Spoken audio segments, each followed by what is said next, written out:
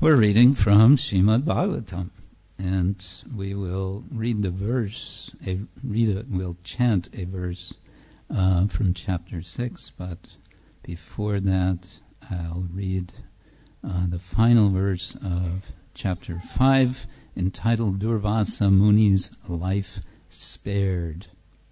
Verse 28.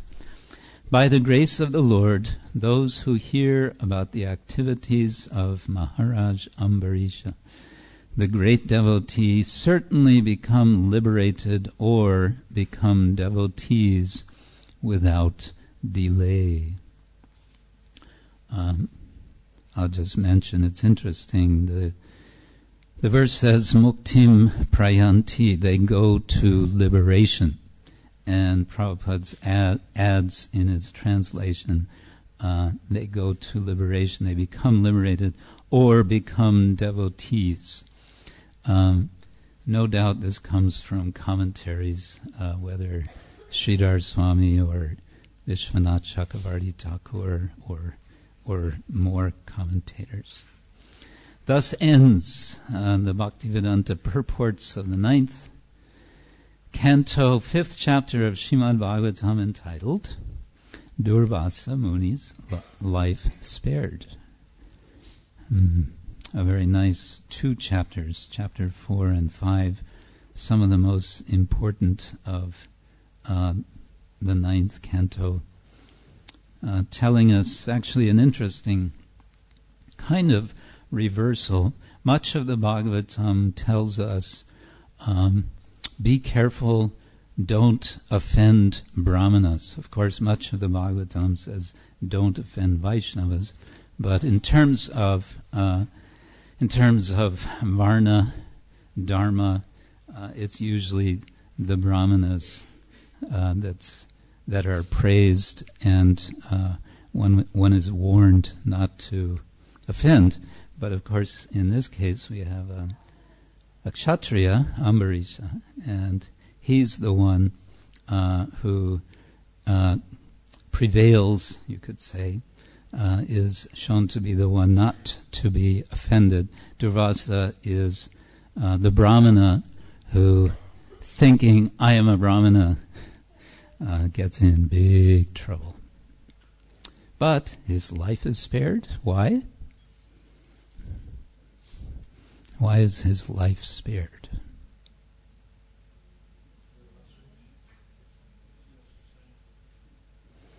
Sorry? Why was Durvasa spared? Yes, because the title of this chapter is Durvasa Muni's Life Spared. So, yes, because Durvasa submitted himself, he surrendered, he apologized. Apology is a good thing. Okay, chapter 6. The downfall of Sobari Muni. The story of Sobari comes toward the end of this chapter. Shall we read the summary? Summary? Summaries. We read summaries at Bhaktivedanta Manor. Okay. Here we go. Get ready for lots of names. And if you fall asleep, I'll understand. After describing the descendants of Maharaj Ambarisha, Shukadeva Goswami described all the kings from Sashada to Mandata. And in this connection, he also described how the great sage Sobari married the daughters of Mandata. Maharaj Ambarish had 3 sons named Virupa, Ketuman, and Shambhu. The son of Virupa was Prishadashva, and his son was Ratitara. Ratitara had no sons.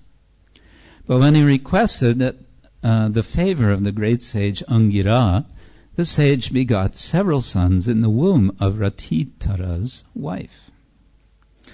When the sons were born, they became the dynasty of Angira Rishi and of Ratitara. The son of Manu was Ikshvaku, who had 100 sons, of whom Vikukshi, Nimi, and Dandaka were the eldest.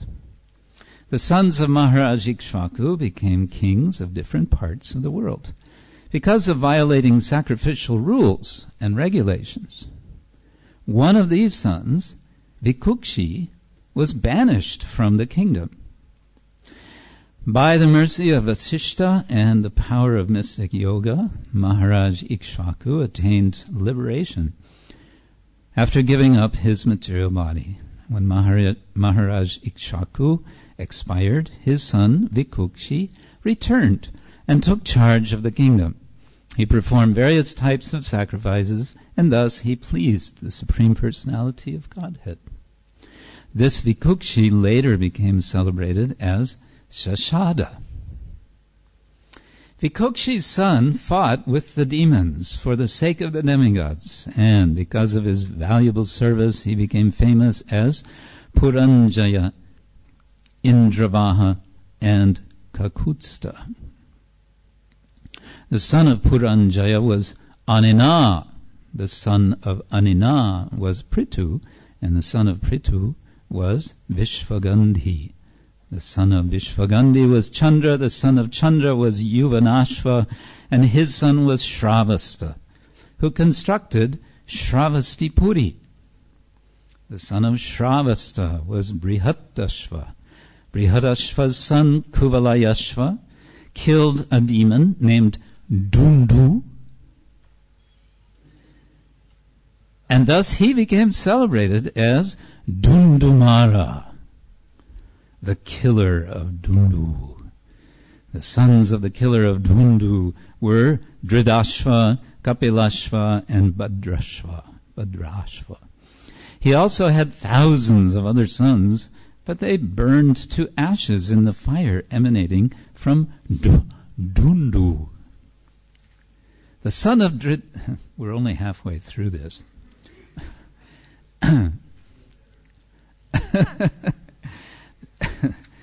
The son of Dridashva was Haryashva. The son of Haryashva was Nikumba. The son of Nikumba, you're going to be tested on all this. The son of Nikumba was Bahulashva, and the son of Bahulashva was Krishashva. The son of Krishashva was Senajit, and his son was... He knows, that's amazing. Yuvanashva. Oh, that's cheating.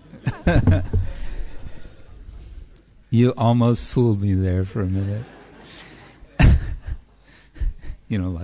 Well, of course, it was Yuvanashva. Okay, Yuvanashva married 100 wives, but he had no sons, and therefore he entered the forest. In the forest, the sages performed a sacrifice known as Indra Yajna on his behalf.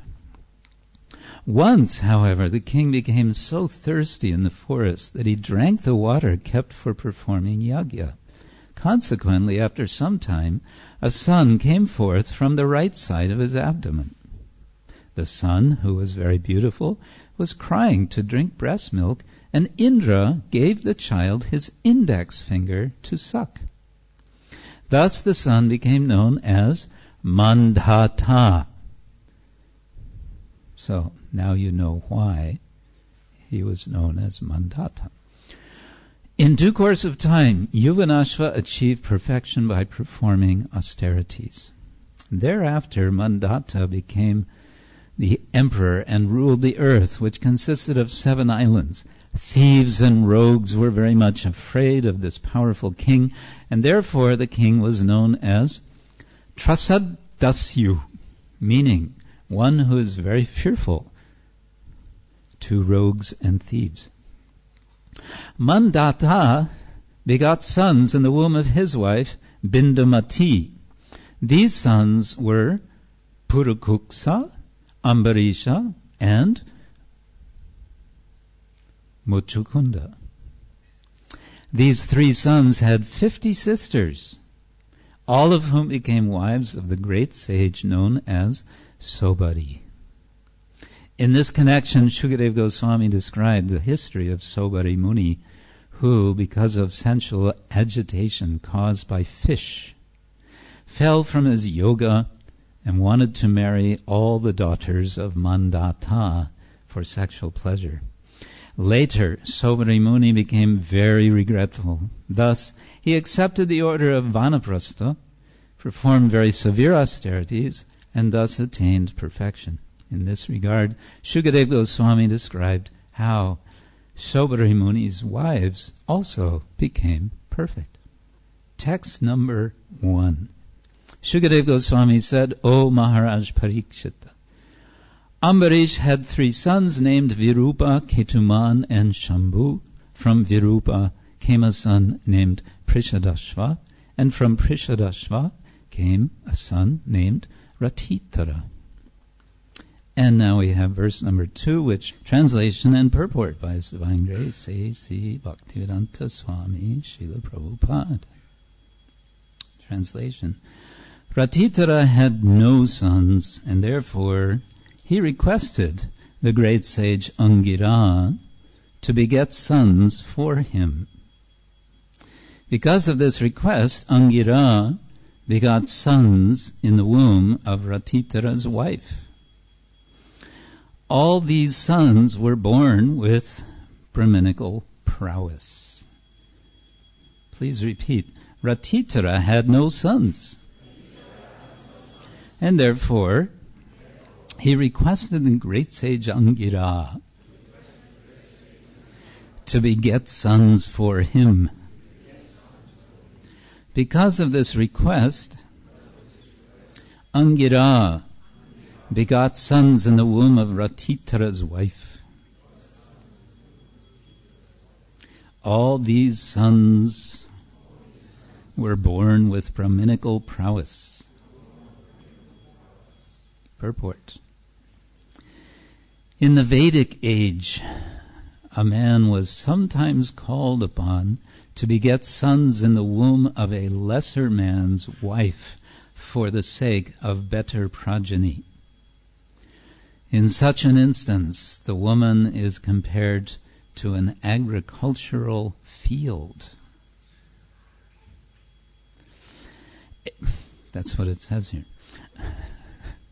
A person possessing an agricultural field may employ another person to produce food grains from it. But because the grains are produced from the land, they are considered the property of the owner of the land. Similarly, a woman was sometimes allowed to be impregnated by someone other than her husband. But the sons born of her would then become her husband's sons. Such sons were called Kshetra Jata. Because Ratitara had no sons, he took advantage of this method. Well, there you go. It's in the Bhagavatam. What's that? You could get arrested for that nowadays, Mars says. Ratitarasya prajasya bharyayam tantavertida angira janayamasa brahmavarchasvina sutan. Ratitara had no sons, and therefore he requested the great sage Angira to beget sons for him. Because of this request, Angira begot sons in the womb of Ratitara's wife. All these sons were born with Brahminical prowess. Before we get into the immediate subject here, I thought let's talk a little about the broader picture. We read the overview of this chapter, lots of names of kings. And indeed, this is only a small portion of the names of kings that we get in the Srimad Bhagavatam. What we're hearing about are the succession. We're getting family history. We're getting dynastic history. And the sort of end, the sum of all the names that we get from this family history. I don't know what the sum is, but it must be several hundred. You could say adds up to what Hridayananda Maharaj calls a cosmic village. It's actually, relatively speaking, a small number. But it's understood that from all of these kings, of course, then there is so many descendants, and directly or indirectly, the implication is that everyone on the planet are descended from these kings. Now there's a lot of concern, it seems. One may ask, why do we have to hear all these names? What's so important? Who cares about, all these names that we never heard of? Well, one thing is that persons from earlier ages might well have been familiar with many of these names. They may have, in fact, been able to say, "Oh yes, I come from King Krishashva, or indeed from Mandata or whoever." So they may have, in earlier times, been able to connect themselves, or we could assume that would have been the case. Nowadays, we may be more disconnected, but the Bhagavatam, by giving these names, is giving us a sense of connection, even if it's not specific. Even if we don't know a precise connection, we have some sense of connection being there. On the other side, something else is happening in the Bhagavatam, and that is a concern about continuity of succession. Two types of succession. One is biological, and the other is spiritual. And so we hear not once, but several times in the Bhagavatam about disciplic succession.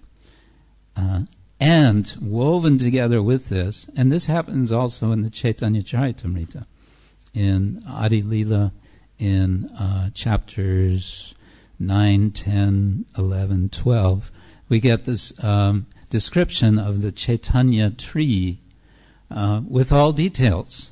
So many names are there, and they're all belonging to different branches and sub-branches. And if you read that carefully, you'll see that it's a combination of two kinds of family.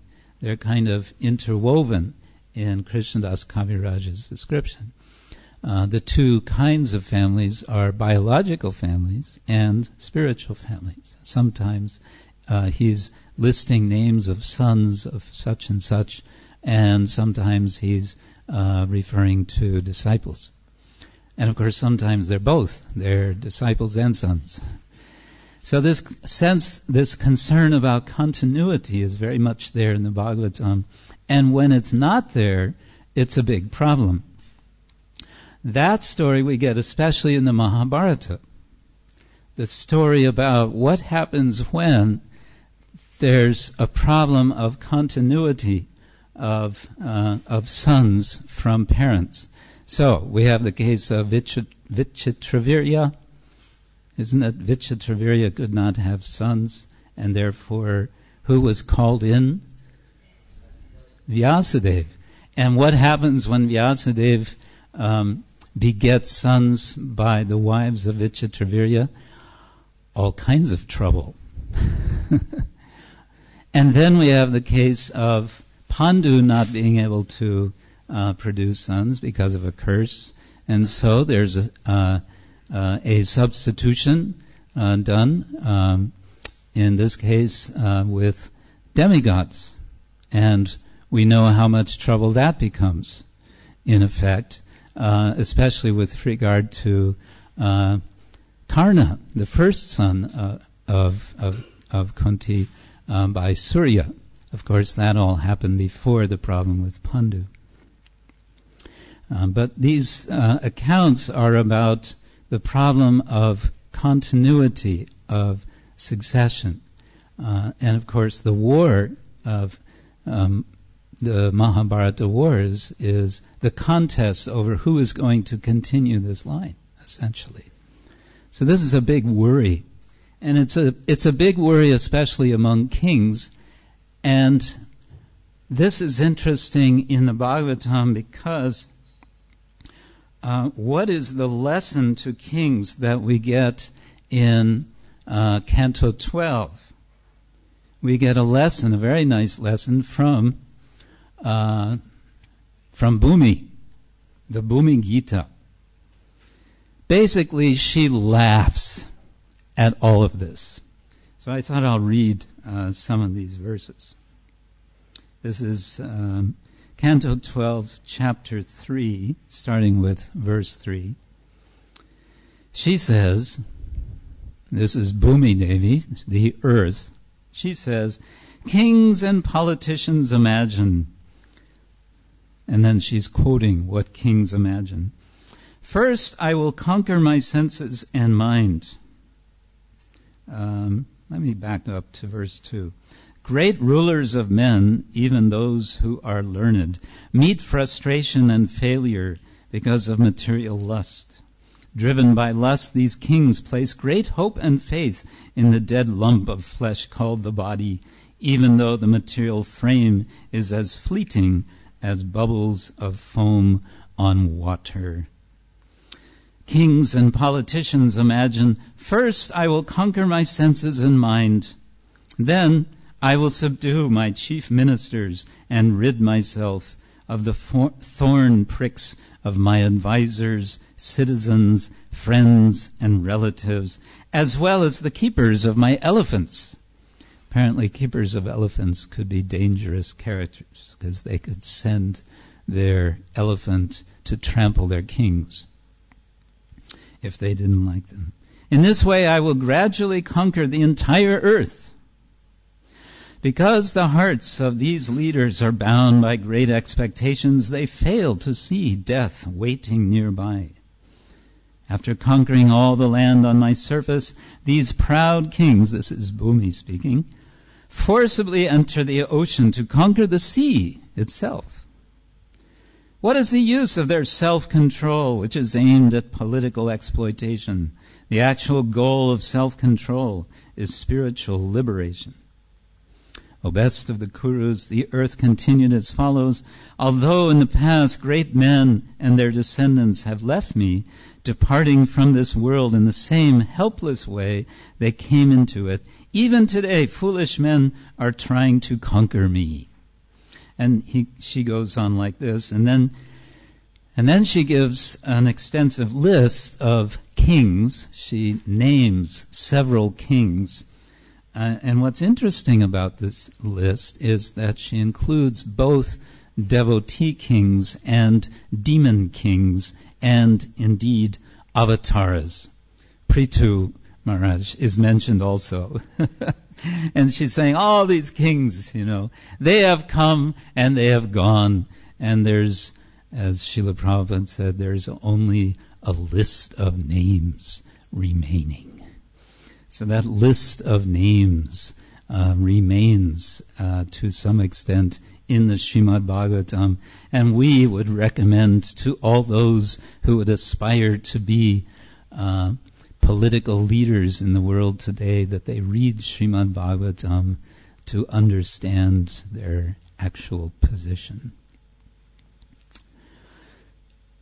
All right, to this issue of what is happening with Ratitara having no sons. It's the same thing. He has the problem of no succession of sons, and so he calls in the sage Angira in order to beget sons. It occurred to me this morning that we know of Angira in another context in the Bhagavatam, also related to the birth of a son. What's the situation?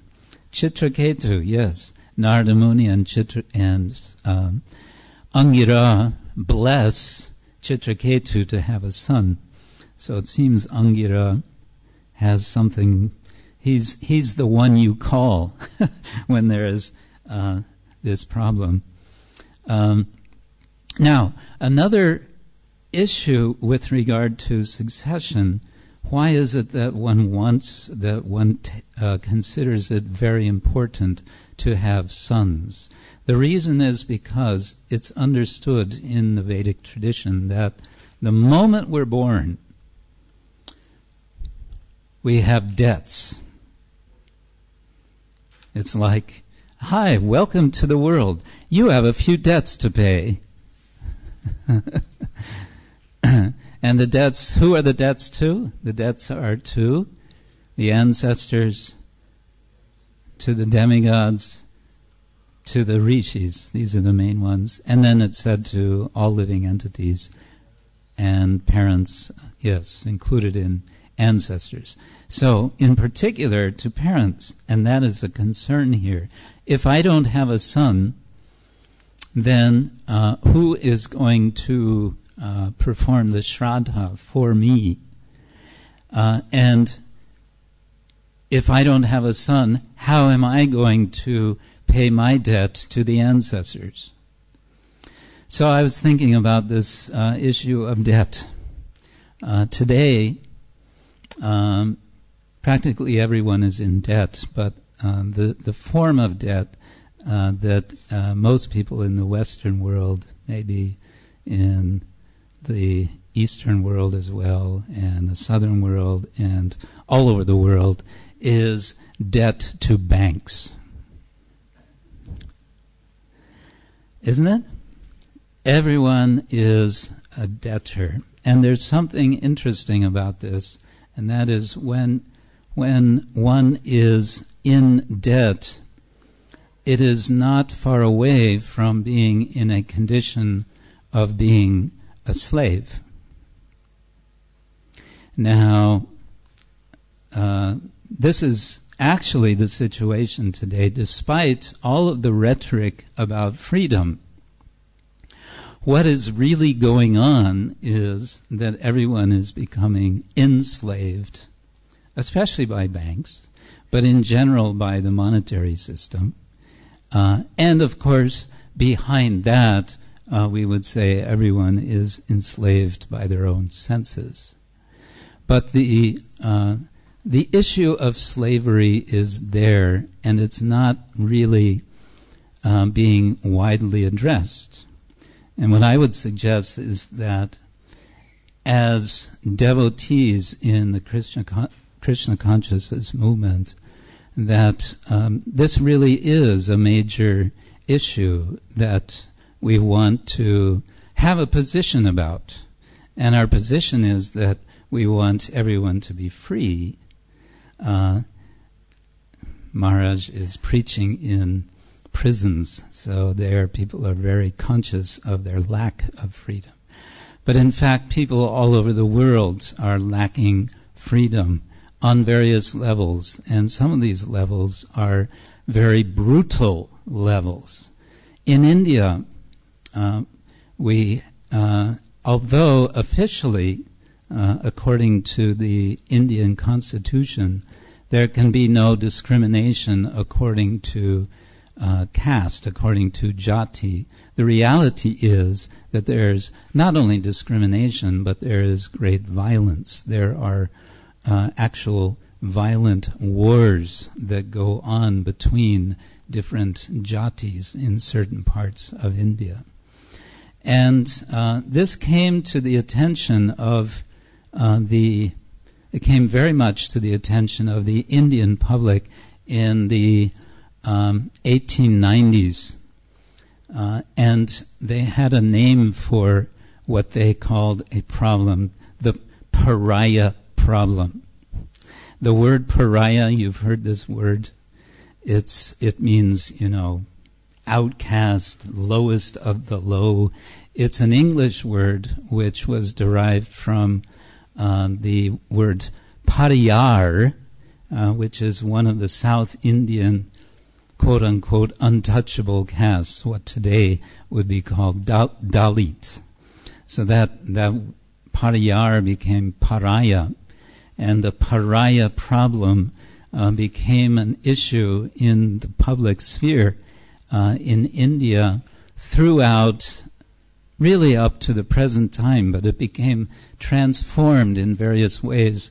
One way it's been transformed is by giving different names to people who are called outcast. Before independence, as you know, I'm sure, Mahatma Gandhi gave a different name for the outcasts. What did he call them? The Harijans. Srila Prabhupada was very critical of this. Why? Rubber stamping, yes. What is this? Just to say everyone is Harijan does not make one a jana of Hari. And so, at the same time, what else did Srila Prabhupada promote in his early Back to Godhead magazines? He wrote articles, and in these articles, some of the articles, he was speaking about this issue of, actually before that, in the Harmonist, Srila Bhaktisiddhanta Saraswati Thakur wrote an article responding to an article by Mahatma Gandhi, Mohandas Karamchand Gandhi.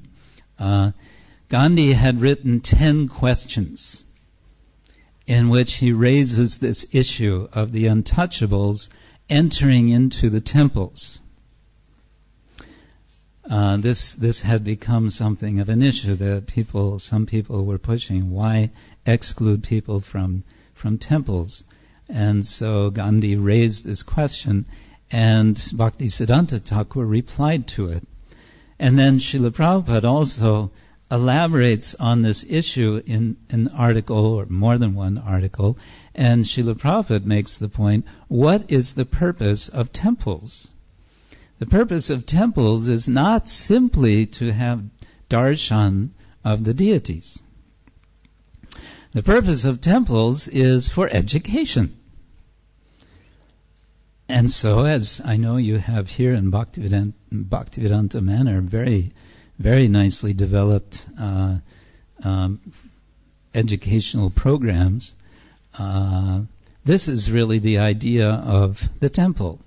And if we understand the temple in this way as a center of education, systematic education, development, where instead of people going to so many other educational institutions, they can come to the temple to get the higher education by which it becomes possible to gain actual freedom, then we are fulfilling our purpose in the spreading of the Krishna consciousness movement.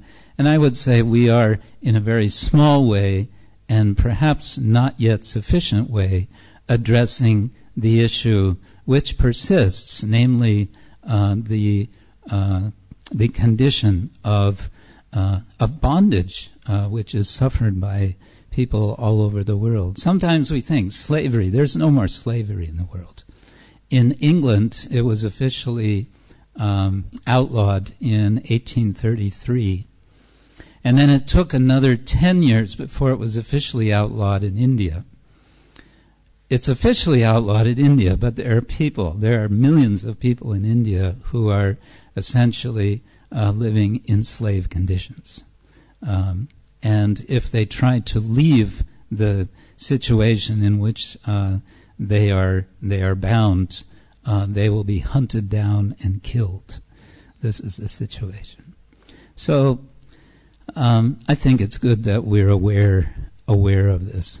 Now, we all have titles to our names. Actually, a few weeks ago, I sort of lost my title of Dasa. Dasa and Dasi. What does Dasa mean, or Dasi? Servant. What else does it mean? Slave. Where is the line between servant and slave? That's something we might want to think about also. And I think in this connection, we want to be aware that service, yes, we all voluntarily agree to be slaves of the Lord. But as slaves of the Lord, this does not mean that we then take advantage of others who have volunteered to be slaves of the Lord. When Chaitanya Mahaprabhu says, Na ham vipro na chanarapatir napi vaisho na shudro, na ham varni na chagriyatir patir no yato yatir va. Kintu prodyan nikila etc. Gopi Bhartu Padakamalayur, Dasa, Dasa, Anudasa. He's saying, first of all, what he is not, and then he's saying what he is, and he's saying what? He's saying he's the servant of the servant of the servant, 100 times removed. And so it's something we always have to remind ourselves, I'm the servant of the servant. I'm not the master of the servant. And that means that we are always in a position not allowing ourselves to therefore be exploited. Oh, hey, you're the servant of the servant, so I'm going to keep you down. No. Rather, we are, as servant of the servant, all meant to uplift everyone who are volunteering themselves. And so what this means, volunteering ourselves to serve the Lord. So what this means is we are after relationships which are nourishing. The opposite of relationships that are nourishing are relationships that are toxic. And so the endless debt that we have to our spiritual preceptors is returned, is paid back. It's never paid back, right? We accept to never have an end to our debt. Actually, what we accept is to consolidate all of our debts, like you do sometimes with credit cards. They're advertising, get this credit card and you can consolidate all your debts. And then you can have one big debt. And then we'll make all the profit from your debts instead of all these other people. So, in effect, we're saying consolidate all your debts and just have one debt and never be able to pay it back. But keep trying. Is that a good deal? Yeah, it's a good deal. But it's a good deal only to that extent that we understand our position as nourishers for others who are pursuing the same path. Ratitara is making an adjustment according to a regulation which is allowed according to Dharma Shastra. And as a result of this, his problem is solved and his sons are in effect upgraded according to Varna Ashrama system, because although it's explained by Srila Prabhupada that they are the sons of Ratitara, it's also explained that they become Brahmavarchasvin. They become Brahminically qualified. So this is an interesting little switch that happens in this chapter. Grantaraj Srimad Bhagavatam Ki Jai.